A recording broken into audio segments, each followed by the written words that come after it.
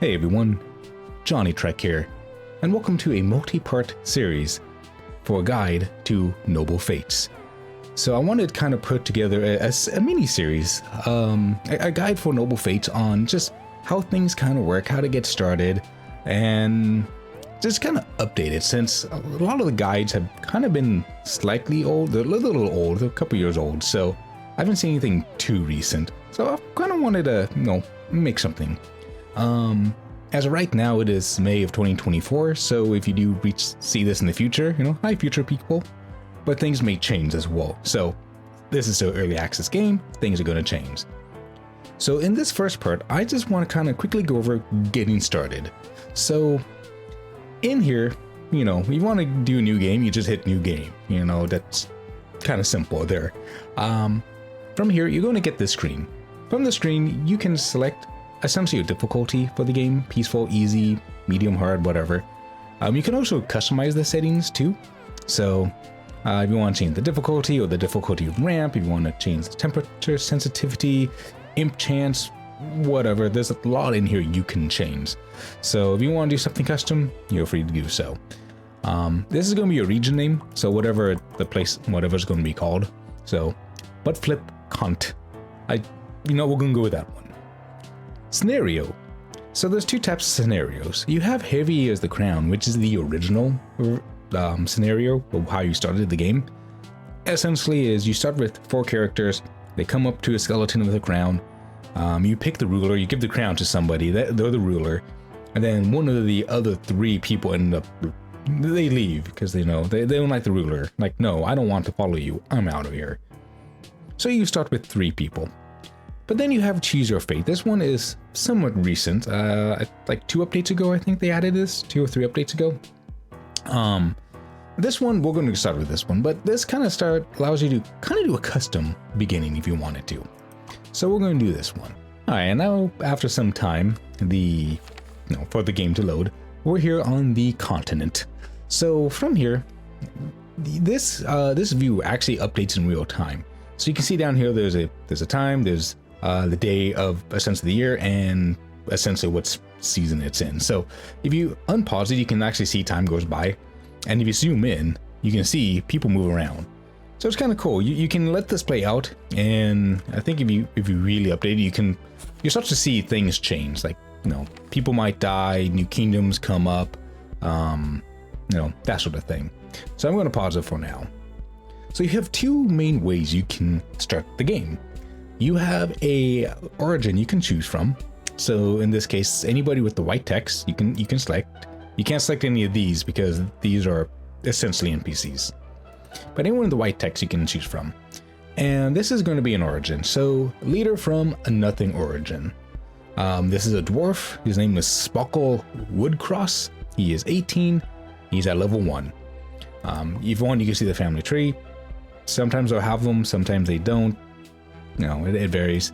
And then you could do the from nothing origin. Essentially, the from nothing origin is, the idea is you're kind of a lone person, and you just kind of need to start your own kingdom, kind of, make your path into this world, make your mark on this world. So from here, what you could do is you could change the name of your kingdom, you can change your principles, which we'll get to in a second, and then if you want, you can add enemies. Essentially, the enemies are the people you see on the map. And of course, if you wanted to, you can add people. So the second one is to start in a different biome. So the 3 main biomes. You have a forest biome, which are here with the trees, and then of course, the little orange house icon. You have a mountain biome, and then you have an arid biome. We're going to go with the mountain biome. If you want, you could replace it, so this just re-rolls into a different area. But we're going to do custom origin. So from here, if you want, you can change the name, the Power Buddies, you can do that. Enemies, we'll make the zombie tums our enemy. And principles. So principles, we'll actually come back in a second. So from here, we're going to want to start with somebody. So we're going to start with Dobby, and he is an elf. So if you want, you can hit family tree. Sometimes they'll roll with the family tree, other times they won't. remove if you just want to get rid of them, or replace if you just want to kind of re-roll your character. So we're going to go with the dwarf because this is a mountain biome, so we're going to go with the dwarves. And then of course the menu you see here is kind of a breakdown of the character, the race, the alignment, the sex of the character, the maturity, so what age they are, like age section they're in. So you can have like baby, juvenile, young adult, I think, stuff like that. You know, kind of what their sexual orientation is, that kind of thing. I think you see their strengths and their weaknesses and their opinions. So they're good at cooking, mining, and hunting, but they suck at crafting, building, and farming. And then they love bows, but they hate farming, they hate blouses, they hate dwarf skin, you know, that sort of thing. And then you can edit them. So what am I going to do really quick? So I'm going to add a few extra people here. Then we're going to click on Gorstoff. I think that's his name. And we're going to hit edit. So from here, you can change the things. Like if you want, you can change his name. You know, if we just go ahead and Ramtam. Oh, yes, I like that name. We're going to call him Ramtam. You can change his race. You can change his sex. You can change what stage of life he's in. Be a child, juvenile, or an adult. And then you can change his age. So we're going to just kind of pop his age up a little bit to 30, and then we're going to pop his level up a little bit as well. Traits. So traits are kind of, good or bad things to a character depending on what you select. So kind of similar to that in Project Zomboid. So you have traits like metabolism, whether they don't eat as much or they need to eat more. Sleep. Do they sleep faster or do they need more sleep? Do they work faster or they work slower? That sort of thing. So you kind of have these ones. And then go to the bottom, you have kind of a little less specialty traits. So, like bleeding. Do they bleed more? Do they bleed less? Can they carry more? Can they carry less? So there's a lot in here. Feel free to just kind of go through here and, see what you like. And then alignment. Alignment is the good, neutral, evil. That's pretty much it. And then kingdom preferences, like tiny kingdoms, small kingdoms, essentially saying a tiny kingdom is going to be up to 5 people. A small kingdom is up to 10, mediums 15, and large is up to 20 people. So that's what that is. If you want, you can change the sexuality. So, interesting. I thought I could change this. Maybe it's interesting. Okay. I think you have the lexicon. Lexicon is essentially what's their title and kind of what are you going to call the things. So thy like what are they going to be honored as called. So thy amazingness. I like that. From here you can select a few other options. So you can have opinions. So and all of this is going to be point based as well. So he doesn't like building, but you know what I'm going to do? I want him to like building, so I'm going to take a few of these off. And he's going to love building. That's what we're going to do. And then, you know what? He's going to love access. So, and then kind of put one in there for hammer. So these are opinions, if you want to change them based on what they like. You can also change this through preaching and beliefs and the belief system. And we'll talk about that later. Then you have appearances. If you want to change the appearance, if you want to give him a different kind of beard, maybe a different head type, maybe you want to change the color of his hair. So, we do something like, this. There we go. How about we give him like kind of a, where did the blue go? Maybe? Try and get the blue. Maybe like right here? How does that look? No. That's fine. So yeah, if you want, you can change their appearance to something you might like. So there's a lot you can do. If you want, you can just randomize it. But the biggest thing is it's going to be the skills.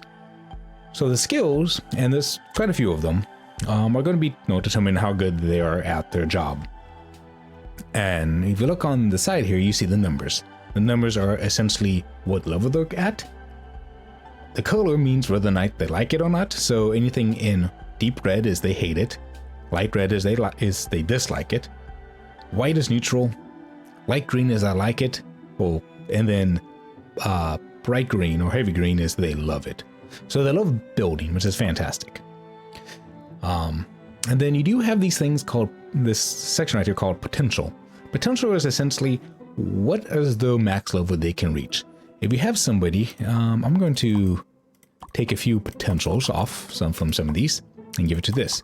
Anyone with a high potential means that they can reach the maximum level of that skill, which is 20. I think average means they can get up to like 16 or 18, something like that. The one thing with this game is that they don't really have like a way to, they don't have like a help system to kind of understand what all this does. You kind of have to go online. So what I read was that the potential is mainly like, what's the maximum level somebody can reach? So, and I'm going to go over the skills more later, but for now, this is what we're looking at. And I'm also going to take a few points away from some of these, and we're going to give it to him. I'm going to go, no, give it max. I don't think I can, I think you're limited to 10 while in the customization. You can't do any more. And again, this is a point-based system too. So, and you know what, let's go ahead and just do, fine, we'll just throw it in hauling. So, and like I said, since the potential is average, we can't go any higher, but I think if I do more, okay, nope, I can't do any more. Never mind. So, potential skill points and potential skill. Okay, yeah. So we're going to close that. So that's how that works. So if you're happy with everything, we're happy with the ruler. Oh yeah, the principles. I forgot about that. So the principles, I'm actually going to get rid of these. The principles kind of guide what your kingdom prefers. So, for example, we have alignment. We're good. We want to be good. So we want people to have a good alignment. And you can change this with preaching, which again, we'll talk about later. Maybe you want to do dwarven dominance. We love dwarves and we don't want anyone else. We can do all welcome. We love everyone. If you want to join us, come on in. You can go down to like different gear. If you want to do, we want hammers. We love hammers. So boom, hammers. And there's ways to customize this as well. And I'll go over that at a later point. So, and that's it. So if you're happy with how your characters are, what they have, maybe you just added a few people and you're like, you know what, I just want everything random. We're good. All right. So I'm going to just remove some of these, stop the 3 of them and call it good. So what you're going to do is just hit next. And then you can select your biome. So even though you did select a mountain biome initially, you can change it if you wanted to. So now we're starting the arid biome or forest biome, but we're going to stick with mountain. All right, and then once you hit start, after a loading screen too, you're going to be in the game. I would recommend hitting the pause button once you start, because when you start the game, you're going to be on normal speed. So just do a quick pause, and you're going to zoom out and just kind of take a look at everything. So we're in a mountain area. We have a lot of nice mountains. We also have a lot of rock. So this gray right here, the gray ground is all rock, and you can mine all this out. Then of course we have a lot of land over here, some more land over here. And